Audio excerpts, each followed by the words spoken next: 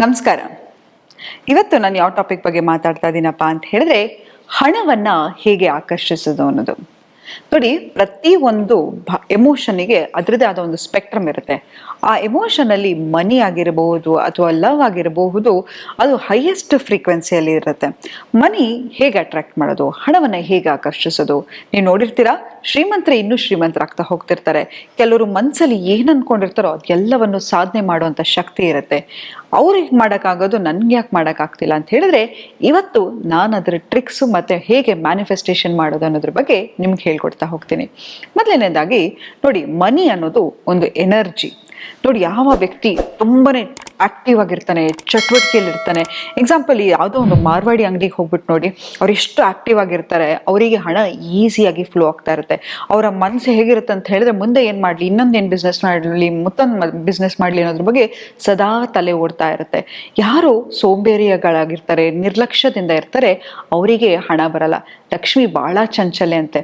ಅದಕ್ಕಾಗಿ ನಾವು ಯಾವಾಗಲೂ ಅಷ್ಟೇ, ನಾವು ಹಣವನ್ನು ಸಂಪಾದನೆ ಮಾಡಬೇಕು ಅಂತ ಹೇಳಿದ್ರೆ ಮೊದಲನೇದಾಗಿ ಆಕ್ಟಿವ್ ಆಗಿರಬೇಕು. ಬರೀ ನಾವು ನೋಡಿ, ಯಾವತ್ತೂ ಹೇಳ್ತೀನಿ, ಆಹಾರಂ ತತ್ ತ್ವಂ ಅಸಿ ಅಂತ. ನಾವು ಏನನ್ನ ತಿಂತೀವೋ ಅದನ್ನು ನಾವು ಆಗ್ತಾ ಹೋಗ್ತೀವಿ. ಎಕ್ಸಾಂಪಲ್, ಬೆಳಗ್ಗೆ ಎದ್ದ ತಕ್ಷಣ ನಾನು ಪೂರಿ ಸಾಗು ಹೆವಿ ಫುಡ್ಡನ್ನು ತಿನ್ಬಿಟ್ರೆ ಬೆಳಗ್ಗೆ ಎದ್ದಳಕ್ಕೆ ನನಗೆ ಚೈತನ್ಯ ಇರಲ್ಲ, ಶಕ್ತಿ ಇರಲ್ಲ. ನೋಡಿ, ನೀವು ಒಂದು ರೂಮ್ ಹೋಗ್ತಿದ್ದೀರಾ ಅಂತ ಹೇಳಿದ್ರೆ ನೀವು ಬಾಯ್ ಬಿಟ್ಟು ಒಂದು ಮಾತಾಡಬೇಕು ಅಂತಿಲ್ಲ, ನಿಮ್ಮ ಎನರ್ಜಿ ಮಾತಾಡ್ತಾ ಹೋಗುತ್ತೆ. ನೀವು ನಿಮ್ಮನ್ನ ಚೆನ್ನಾಗಿ ಕಾಳಜಿಯಿಂದ ನೋಡ್ಕೊಂಡ್ರೆ ಎದುರುಗಡೆ ಇರೋರ್ಗೂ ನಿಮ್ಮನ್ನ ಗೌರವಿಸ್ಬೇಕು ಅನ್ಸುತ್ತೆ. ಎಷ್ಟೋ ಸತಿ ನಾನು ಹೇಳ್ತಾ ಇರ್ತೀನಿ, ಯಾರು ತುಂಬಾನೇ ಸ್ಲಿಮ್ ಆಗಿ ಸ್ಲೀಕ್ ಆಗಿ ಫಿಟ್ ಆಗಿರ್ತಾರೋ ಅವ್ರನ್ನ ಜನ ತುಂಬಾ ಬೇಗನೆ ಸೀರಿಯಸ್ ಆಗಿ ತಗೋತಾರೆ. ನಮ್ಮ ದೇಹನೇ ಒಂದು 5 ಸ್ಟಾರ್ ಹೋಟ್ಲ್ ತರ ನಾವ್ ಇಟ್ಕೋಬೇಕು. ನಮ್ಮನ್ನ ನೋಡ್ತಿದ್ದ ಹಾಗೇನೆ ನಮ್ಮ ಮೇಲೆ ಒಂದು ಗೌರವ ಬರಬೇಕು.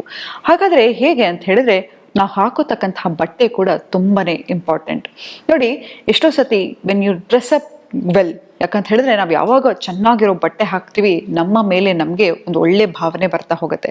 ಕನ್ನಡಿ ಮುಂದೆ ಹೋಗಿ ನಿಂತ್ಕೋತೀರಾ, ನಿಂತ್ಕೊಂಡ ತಕ್ಷಣ ನಿಮ್ಗೆ ನೀವು ಹೇಳ್ಕೊತೀರಾ, ಇವತ್ತು ಎಷ್ಟು ಚೆನ್ನಾಗಿ ಕಾಣಿಸ್ತಾ ಇದೆಯಾ, ಎಷ್ಟು ಚೆನ್ನಾಗಿರೋ ಬಟ್ಟೆ ಹಾಕೊಂಡಿದ್ಯಾ, ಎಷ್ಟು ಚೆನ್ನಾಗಿ ಮೇಕಪ್ ಮಾಡ್ಕೊಂಡಿದ್ಯಾ, ಅಥವಾ ಏನೇ ಒಂದು ಸಿಂಪಲ್ ಆಗಿ ಒಂದು ತಲೆ ಬಾಚ್ಕೊಂಡ್ರು ಕೂಡ ನಮಗೆ ನಮ್ಮ ಮೇಲೆ ಒಂದು ಕಾನ್ಫಿಡೆನ್ಸ್ ಬರ್ತಾ ಹೋಗುತ್ತೆ. ನೋಡಿ, ಕಾನ್ಫಿಡೆನ್ಸ್ ಅನ್ನೋದು ದಿನನಿತ್ಯದ ಕೆಲಸ. ಒಂದು ದಿನ ನಾನು ಕಾನ್ಫಿಡೆಂಟ್ ಆಗಿರ್ಬೇಕು ಅಂತ ಹೇಳಿದ ತಕ್ಷಣ ಕಾನ್ಫಿಡೆನ್ಸ್ ಬರಲ್ಲ. ಮನೇಲಿದ್ರು ಕೂಡ ಸ್ವಲ್ಪ ಎಫರ್ಟ್ ಹಾಕಿ ಚೆನ್ನಾಗಿ ರೆಡಿ ಆಗೋದಕ್ಕೆ ಶುರು ಮಾಡಿ. ಬೆಳಗ್ಗೆ ಎದ್ದ ತಕ್ಷಣ ಸ್ನಾನ ಮಾಡಿ. ಯಾಕಂತ ಹೇಳಿದ್ರೆ ನಾವು ಯಾವಾಗ ಬೆಳಗ್ಗೆ ಆರಾಮಾಗಿರೋಣ, ಮನೆ ಹೇಗಿದ್ರು ಮನೇಲಿದ್ದೀನಿ, ನಿಧಾನಕ್ಕೆ ಸ್ನಾನ ಮಾಡೋಣ ಅಂತ ಹೇಳಿದ್ರೆ, ನಿಮ್ಮ ಅಜ್ಜಿನ ಹೋಗಿ ಕೇಳಿ, ಎಲ್ಲಿ ಒಂದು ಬೆಡ್ ಕರೆಕ್ಟಾಗಿ ಮಾಡಿರಲ್ಲ ಅಥವಾ ಎಲ್ಲಿ ಮನೆಯಲ್ಲಿ ಕಸ ಇರುತ್ತೋ ಅಲ್ಲಿ ದರಿದ್ರ ಲಕ್ಷ್ಮಿ ಬರ್ತಾ ಹೋಗ್ತಾಳಂತೆ. ದರಿದ್ರ ಲಕ್ಷ್ಮಿ ಎಲ್ಲಿರ್ತಾಳೋ ಅಲ್ಲಿ ಮಹಾಲಕ್ಷ್ಮಿ ಬರಲ್ವಂತೆ. ಹಾಗಾದ್ಮೇಲೆ ಎಲ್ಲವೂ ಕೂಡ ಎನರ್ಜಿ. ನೋಡಿ, ಬರೀ ನಾವು ಒಬ್ಬರೇ ಅಲ್ಲ, ನಾವು ಇರ್ತಕ್ಕಂತಹ ವಾತಾವರಣ ಕೂಡ ನಮ್ಮ ವ್ಯಕ್ತಿತ್ವವನ್ನ ತೋರಿಸ್ತಾ ಹೋಗುತ್ತೆ. ಒಂದು ಮನೆ ನಿಮ್ಮ ಎಕ್ಸ್ಟೆನ್ಷನ್ ಆಫ್ ಪರ್ಸನಾಲಿಟಿ ಆಗಿರುತ್ತೆ. ಯಾರ ಮನೆ ನೋಡಿ, ಸೋಫಾದ ಮೇಲೆ ಬಟ್ಟೆ ಇಟ್ಟಿರೋದು, ರಿಮೋಟ್ ಎಲ್ಲೆಲ್ಲೋ ಇರೋದು, ಪೆನ್ನು, ಬುಕ್ಕು, ಅದು ಇದು ಎಲ್ಲವೂ ಆ ಮನೆ ಹೇಗಿರುತ್ತೋ ಅವ್ರ ಮನ್ಸಾಗಿರತ್ತಂತೆ. ಒಬ್ಬ ವ್ಯಕ್ತಿಯ ವ್ಯಕ್ತಿತ್ವವನ್ನ ನೀವು ತಿಳಿಬೇಕಾದ್ರೆ ಆತನ ಕಬೋರ್ಡ್ ಅನ್ನ ನೋಡಿ, ಆತನ ಬಾತ್ರೂಮ್ ಅನ್ನ ನೋಡಿ. ಯಾಕಂತ ಹೇಳಿದ್ರೆ ಎಲ್ಲಿ ನೋಡಿ, ಈಗ ಎಕ್ಸಾಂಪಲ್, ನೀವೊಂದು ಸಂಬಂಧಕ್ಕೆ ಹೋಗ್ಬೇಕು ಅಂತ ತಿಳ್ಕೊಳ್ಳಿ, ಆಯ್ತಾ? ಹೋಗಿ ಆ ವ್ಯಕ್ತಿಯ ಕಬೋರ್ಡ್ ಅನ್ನ ನೋಡಿ. ಯಾಕಂತ ಹೇಳಿದ್ರೆ ಆತ ಕಷ್ಟಪಟ್ಟು ಅಥವಾ ಆಕೆ ಕಷ್ಟಪಟ್ಟು ದುಡ್ದಿರ್ತಕ್ಕಂಥ ದುಡ್ಡಲ್ಲಿ ತಗೊಂಡಿರ್ತಕ್ಕಂಥ ಬಟ್ಟೆಯನ್ನೇ ಆಕೆ ವ್ಯಾಲ್ಯೂ ಮಾಡ್ತಾ ಇಲ್ಲ ಅಥವಾ ಆತ ವ್ಯಾಲ್ಯೂ ಮಾಡ್ತಾ ಇಲ್ಲ ಅಂತ ಹೇಳಿದ್ರೆ ಆತನ ಒಂದು ಪ್ಯಾಟ್ರನ್ ಆಫ್ ಬಿಹೇವಿಯರ್ ಇರುತ್ತೆ. ಹಾಗೆ ಒಂದು ಸಂಬಂಧವನ್ನು ಕೂಡ ವ್ಯಾಲ್ಯೂ ಮಾಡಲ್ವಂತೆ. ಹಾಗಾಗಿ ಮೋಸ್ಟ್ ಇಂಪಾರ್ಟೆಂಟ್ ಏನಪ್ಪಾ ಅಂತ ಹೇಳಿದ್ರೆ, ನಾವು ಇರ್ತಕ್ಕಂತಹ ಜಾಗ ಆಗಿರ್ಬೋದು, ಕಬೋರ್ಡ್ ಆಗಿರ್ಬೋದು. ನೋಡಿ, ಈಗ ನಿಮ್ಗೊಂದು ಪ್ರೀತಿಯಿಂದ ಒಂದು ಗಿಫ್ಟ್ ಅನ್ನ ಕೊಡ್ತೀನಿ. ಆ ಗಿಫ್ಟ್ ಅನ್ನ ನೀವು ಚೆನ್ನಾಗಿ ಇಟ್ಕೊಂಡು ಅಥವಾ ಅದನ್ನು ಪದೇ ಪದೇ ಹಾಕೊಂಡು, ನೋಡು ಸೌಜನ್ಯ, ನೀನು ಕೊಟ್ಟಿದ್ದನ್ನ ನಾನು ಹಾಕೊಂಡಿದ್ದೀನಿ ಅಂತ ಹೇಳಿದ್ರೆ ನಂಗೆ ಖುಷಿಯಾಗಿ ಮತ್ತೆ ನಾನು ಎಲ್ಲೋ ಒಂದ್ ಕಡೆ ಟ್ರಾವೆಲ್ ಮಾಡುವಾಗ ನಿಮ್ನ ನೆನಪಾಗಿ ನಾನು ಮತ್ತೆ ನಿಮ್ಗೆ ಏನಾದ್ರು ಗಿಫ್ಟ್ ಕೊಡ್ಬೇಕು ಅಂತ ಅನ್ಸುತ್ತೆ. ಹಾಗೆ ಭಗವಂತ ನಿಮಗೆ ಫಸ್ಟ್ ಗಿಫ್ಟ್ ಕೊಟ್ಟಿರೋದು ಏನ್ ಗೊತ್ತಾ? Healthy body. ಆಮೇಲೆ ಏನನ್ನಾದ್ರೂ ಆಗಿರ್ಬೋದು, ನಮ್ಮ ಹತ್ರ 2 ಬಟ್ಟೆ ಇರಲಿ, ಅದನ್ನ ನಾವು ಅಚ್ಚುಕಟ್ಟಾಗಿ ಐರನ್ ಮಾಡಿ ಒಗ್ದು ನೀಟಾಗಿ ಹಾಕಿದಾಗ ನಾವು ಇನ್ನು ಯೂನಿವರ್ಸಿಗೆ ಏನ್ ಸೈನ್ ಕೊಡ್ತಾ ಇದೀವಪ್ಪ ಅಂತ ಹೇಳಿದ್ರೆ, ಹೌದು, ನೀನು ಕೊಟ್ಟಿರ್ತಕ್ಕಂಥದ್ದು ಎಲ್ಲವನ್ನು ನಾನು ನೀಟಾಗಿ ಇಟ್ಕೊಂಡಿದ್ದೀನಿ, ನಂಗೆ ಇನ್ನೂ ಕೊಡು ಅಂತ. ಹಾಗಾಗಿ ಮೊದಲನೇದಾಗಿ ಎಲ್ಲವನ್ನು, ನಿಮ್ಮ ಹತ್ರ ಏನೇ ವಸ್ತು ಇರಲಿ, ಆಯ್ತಾ, ನಮ್ಮ ಹತ್ರ ಎಷ್ಟೇ ಚಿಕ್ಕ ಮನೆ ಇರಲಿ, ಎಷ್ಟೇ ಸಣ್ಣ ಗಾಡಿ ಇರಲಿ, ಎಷ್ಟೇ ಬಟ್ಟೆ ಇರಲಿ, ಅದೆಲ್ಲವನ್ನು ಅಚ್ಚುಕಟ್ಟಾಗಿ ಇಡಲಿಕ್ಕೆ ಶುರು ಮಾಡೋಣ. ನಮ್ಮ ಹತ್ರ ಏನಿದ್ರು ಕೂಡ ಅದನ್ನ ವ್ಯಾಲ್ಯೂ ಮಾಡ್ತಾ ಹೋಗೋಣ. ನಮ್ಮ ಹತ್ರ 2 ಪೇರ್ ಚಪ್ಪಲಿ ಇದ್ರು ಕೂಡ ಆ ಚಪ್ಪಲಿಯನ್ನ ನೀಟಾಗಿ ಇಡೋಣ. ಒಂದೇ ಜೊತೆ ಬ್ಯಾಗ್ ಇದ್ರು ಕೂಡ ಅದನ್ನ ನೀಟಾಗಿ ಇಟ್ಕೊಳ್ಳಿಕ್ಕೆ ಶುರು ಮಾಡೋಣ. ಮತ್ತೆ ಇನ್ನೊಂದೇನಪ್ಪ ಅಂತ ಹೇಳಿದ್ರೆ, ಸ್ಮೆಲ್ ಗುಡ್. ನೋಡಿ, ಮೊದಲನೇದಾಗಿ ಮನುಷ್ಯನಲ್ಲಿ ಈಗ ನೋಡಿದೀರಾ, ಯಾವುದೇ ಒಂದು ಪ್ರಾಣಿ ಇನ್ನೊಂದು ಪ್ರಾಣಿಯನ್ನ ಮೀಟ್ ಮಾಡಿದ್ರೆ ಏನ್ ಮಾಡುತ್ತೆ? ಒಂದಕ್ಕೊಂದು ಸ್ಮೆಲ್ ಅನ್ನ ನೋಡ್ತಾ ಹೋಗುತ್ತೆ ಅಲ್ವಾ. ಹಾಗೆ ನಮ್ಮಲ್ಲಿ ಒಂದು ಫೆರೋಮೋನ್ಸ್ ಅಂತ ಇರುತ್ತೆ ನೋಡಿ. ನಾವು ಹಾಕ್ತಕ್ಕಂಥ ಬಟ್ಟೆ ಆಗಿರ್ಬೋದು, ನಮ್ಮ ನೋಟ ಆಗಿರ್ಬೋದು, ಮಾತಾಡೋ ಸ್ಟೈಲ್ ಆಗಿರ್ಬೋದು, ಒಂದು ಒಂದು ಮಟ್ಟದಲ್ಲಿ ಒಂದು ಆಕರ್ಷಣೆಗೆ ಒಂದು ವ್ಯಕ್ತಿಯನ್ನ ನಾವು ಆಕರ್ಷಿಸ್ಬೋದು. ಹಾಗೆ ಸ್ಮೆಲ್, ಯಾವಾಗ ನೀವು ಒಂದು ಒಳ್ಳೆ ಸ್ಮೆಲ್ ಮಾಡ್ತಾ ಇರ್ತೀರಾ, ವೆನ್ ಯು ಸ್ಮೆಲ್ ಗುಡ್, ನಿಮ್ಮ ಫೆರೋಮೋನ್ಸ್ ಅಂತ, ನಮ್ಮ ಸ್ಮೆಲ್ ಕೂಡ ಒಂದು ಸಿಗ್ನೇಚರ್ ಪರ್ಫ್ಯೂಮ್ ಅಂತ ಇಟ್ಕೊಳ್ಳಿ.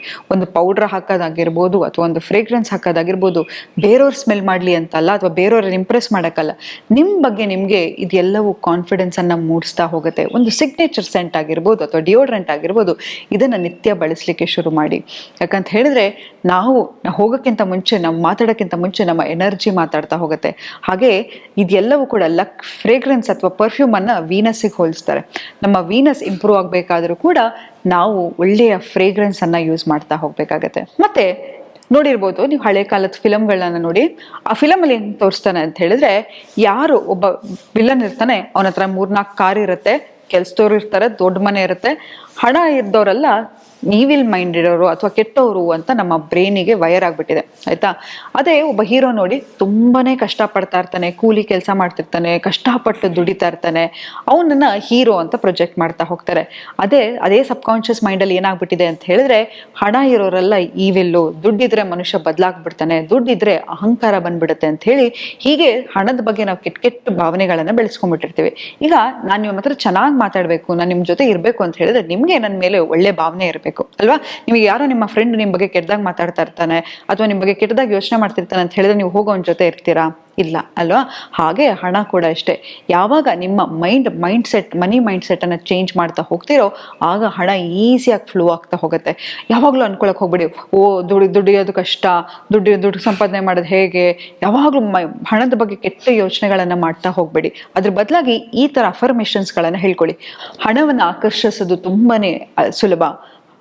ಹಣ ನನ್ನ ಬೆಸ್ಟ್ ಫ್ರೆಂಡ್. ನಿಮ್ಮ ಬೆಸ್ಟ್ ಫ್ರೆಂಡ್ ಬಂದ್ರೆ ಅಥವಾ ಬೆಸ್ಟ್ ಫ್ರೆಂಡ್ ಬಗ್ಗೆ ಮಾತಾಡ್ತಿದ್ರೆ ಎಷ್ಟು ಹುಮ್ಮಸ್ಸಿರುತ್ತೆ, ಎಷ್ಟು ಖುಷಿ ಪಡ್ತಿರೋ, ಹಾಗೆ ಹಣದ ಬಗ್ಗೆ ಫೀಲ್ ಮಾಡ್ಲಿಕ್ಕೆ ಶುರು ಮಾಡಿ. ನಾನು ಎಷ್ಟೇ ಖರ್ಚು ಮಾಡಿದ್ರು ಹಣ ನನಗೆ ಈಸಿಯಾಗಿ ಬರುತ್ತೆ. ನೀವು ನೋಡಿ, ಎಷ್ಟೋ ಸತಿ ಎಲ್ಲೋ ಏನೋ ಆಗ್ಬಿಡುತ್ತೆ ಅಂತ ಹೇಳ್ಬಿಟ್ಟು ಹಣವನ್ನ ಕೂಡಿಡ್ಲಿಕ್ಕೆ ಹೋಗ್ತಾ ಇರ್ತೀವಿ. ಆದ್ರೆ ಯಾವುದೋ ಒಂದು ನಾವು ಏನ್ ಕೂಡಿಡ್ಬೇಕಾದ್ರೆ ಯಾವ ಮನಸ್ಥಿತಿಯಲ್ಲಿ ಕೂಡಿಡ್ತೀವಪ್ಪ ಅಂತ ಹೇಳಿದ್ರೆ, ಎಲ್ಲೋ ಒಂದು ಅಭಾವತೆ ಬಂದ್ಬಿಡುತ್ತೆ, ಏನೋ ಒಂದು ಎಮರ್ಜೆನ್ಸಿ ಬಂದ್ಬಿಡುತ್ತೆ ಅಂತ ಸಬ್ಕಾನ್ಶಿಯಸ್ಲಿ ನೀವು ಅದನ್ನ ಮ್ಯಾನಿಫೆಸ್ಟ್ ಮಾಡ್ತಾ ಹೋಗ್ತಿದ್ದೀರಾ. ಯಾವಾಗ ಹಣವನ್ನ ಖರ್ಚು ಮಾಡ್ತಾ ಹೋಗಿ, ಟ್ರಾವೆಲ್ ಮಾಡ್ತಾ ಹೋಗಿ, ನಿಮ್ಮ ಮೇಲೆ ನೀವು ಖರ್ಚು ಮಾಡ್ಕೊಳ್ಳಿಕ್ಕೆ ಶುರು ಮಾಡಿ, ಒಳ್ಳೆ ಜಿಮ್ಗೆ ಸೇರ್ಕೊಳ್ಳಿ, ಒಳ್ಳೆ ಯೋಗಕ್ಕೆ ಸೇರ್ಕೊಳ್ಳಿ, ಒಳ್ಳೆ ಬಟ್ಟೆಗಳನ್ನ ತಗೊಳ್ಳಿಕ್ಕೆ ಶುರು ಮಾಡಿ, ನಿಮ್ಗೆ ಗೊತ್ತಿಲ್ಲದ ಹಾಗೆ ಹಣವನ್ನ ಆಕರ್ಷಿಸಕ್ಕೆ ಶುರು ಮಾಡ್ತೀರಾ. ನಾವು ಯಾವಾಗ ಏನೋ ಒಂದು ಕಷ್ಟ ಬಂದ್ಬಿಡುತ್ತೆ, ಸೇವ್ ಮಾಡ್ಬೇಕು ಅಂತ ಹೋಗ್ತೀವೋ, ಆ ಕಷ್ಟವನ್ನ ನಾವು ಗೊತ್ತಿಲ್ಲದೆ ನಾವು ಸಬ್ಕಾನ್ಶಿಯಸ್ಲಿ ಮ್ಯಾನಿಫೆಸ್ಟ್ ಮಾಡ್ತಾ ಹೋಗ್ತಾ ಇದೀವಿ. ಸೊ ಅಂತ ತಪ್ಪನ್ನ ಮಾಡಬೇಡಿ. ಕೊನೆಯದಾಗಿ ಏನಪ್ಪಾ ಅಂತ ಹೇಳಿದ್ರೆ, ಈಗ ನೋಡ್ತಾ ಇರ್ತೀವಿ, ಫ್ಯಾಷನ್ ಟ್ರೆಂಡ್ಸ್ ಇದೆ, ಹರಿದೋಗಿರೋ ಜೀನ್ಸ್ ಹಾಕೋದು. ಅದರಲ್ಲೂ ಹೆಣ್ಮಕ್ಳು ಜೀನ್ಸ್ ಅನ್ನ ಹಾಕ್ಲಿಕ್ಕೆ ಹೋಗ್ಬೇಡಿ. ಯಾಕೆ ಅಂತ ಹೇಳಿದ್ರೆ, ಜೀನ್ಸ್ ಅನ್ನೋದು ಮೈನರ್ ಸ್ಟ್ರೆಸ್ ಅಂತ ಹೇಳಿದ್ರೆ, ಹಿಂದಿನ ಕಾಲದಲ್ಲಿ ಏನ್ ಮಾಡ್ತಿದ್ರು ಅಂತ ಹೇಳಿದ್ರೆ, ಗಣಿಗಾರಿಕೆ ಮಾಡೋರು ಆ ಬಟ್ಟೆ ಹಾಕ್ತಿದ್ರಂತೆ ಜೀನ್ಸ್. ಯಾಕಂತ ಹೇಳಿದ್ರೆ, ಯಾವುದೇ ಒಂದು ತಕ್ಕಂತಹ ಬೆಂಕಿ ಆಗಿರ್ಬೋದು ಅಥವಾ ಕಲ್ಲು ಮಣ್ಣು ತಾಗಿ ಪ್ಯಾಂಟ್ ಹರಿಬಾರ್ದು, ಬಟ್ಟೆ ಹರಿಬಾರ್ದು ಅಂತ ಹೇಳಿ ಅಂತಹ ಒಂದು ಥಿಕ್ ಮೆಟೀರಿಯಲ್ ಬಟ್ಟೆಗಳನ್ನ ಕೊಡ್ತಾ ಇದ್ರಂತೆ. ಅಂತ ಬಟ್ಟೆನ ನಾವ್ ಯಾಕೆ ಹಾಕ್ಲಿಕ್ಕೆ ಹೋಗ್ಬೇಕು? ಅದ್ರ ಬದಲು ಹೆಣ್ಮಕ್ಳು ಫ್ಲೋಯಿ ಡ್ರೆಸ್ ಹಾಕೋದಾಗಿರ್ಬೋದು. ಅದರಲ್ಲೂ ನೋಡಿ, ನಾವ್ ಅನ್ಕೋತೀವಿ ನಾಳೆ ಯಾವುದೋ ಒಂದು ಸ್ಪೆಷಲ್ ಅಕೇಶನ್ ಬರುತ್ತೆ, ಅವಾಗ ಆ ಬಟ್ಟೆ ಹಾಕ್ಬೇಕು ಅಂತ ಹೇಳ್ಬಿಟ್ಟು ಎಲ್ಲವನ್ನು ಕಬೋರ್ಡಲ್ಲಿ ಇಟ್ಟಿರ್ತೀವಿ. ಕೆಲವು ಸತಿ ಅದನ್ನ ಇಟ್ಟಿರೋದು ನಾವು ಮರ್ತು ಹೋಗ್ಬಿಡ್ತೀವಿ. ನೋಡಿ, ಇವತ್ತು ನೀವು ಬದುಕಿದ್ದೀರಾ, ಇವತ್ತು ನೀವು ಇದ್ದೀರಾ ಅಂತ ಹೇಳಿದ್ರೆ ಅದು ಸ್ಪೆಷಲ್ ಅಕೇಶನ್. ನಿಮಗೋಸ್ಕರ ಪ್ರತಿ ದಿನ ನೀವು ಬದುಕ್ತಾ ಹೋಗ್ತೀವಲ್ಲ, ಅದು ಸ್ಪೆಷಲ್ ಅಕೇಶನ್ ಆಗ್ತಾ ಹೋಗುತ್ತೆ.